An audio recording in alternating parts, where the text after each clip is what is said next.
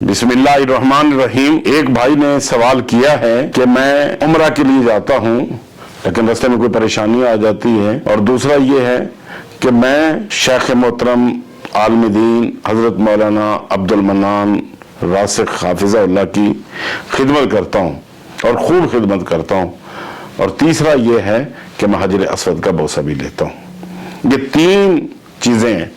एक तो ये है कि इंशाअल्लाह तबारक व तआला आप जल्द अल्लाह की रहमत से उम्रा करेंगे, बैतुल्लाह जाएंगे और आप कहेंगे लब्बैक अल्लाहुम्मा लब्बैक लब्बैक ला शरीक लक लब्बैक इन्नल हम्दा वन निअमत लक वल मुल्क ला शरीक लक, और इंशाअल्लाह हजर असवद का बोसा भी लेंगे। और दूसरा ये है जो शेख मोहतरम कि आप खिदमत कर रहे हैं, इसका मतलब ये है इंशाअल्लाह अल्लाह तबारक व तआला आपसे और आपकी नस्लों से बहुत अच्छा काम लेगा।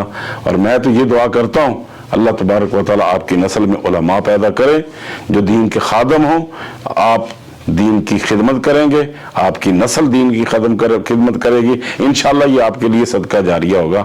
आपसे मेरी दरख्वास्त है कि आप दुरूद शरीफ कसरत के साथ पढ़ें, और अल्लाह के नबी सल्लल्लाहु अलैहि वसल्लम ने इरशाद फरमाया था जो सुबह शाम 10 दफा दुरूद शरीफ पढ़ता है, फरमाया उस मेरे उम्मती का मुझ पे हक है कि मैं उसकी शफाअत करूंगा। लिहाजा कसरत के साथ अपनी दुआओं की मकबूलियत के लिए आप कसरत के साथ दुरूद शरीफ पढ़ें, इंशाअल्लाह तबारक व तआला ये आपका ख्वाब मुबारक है।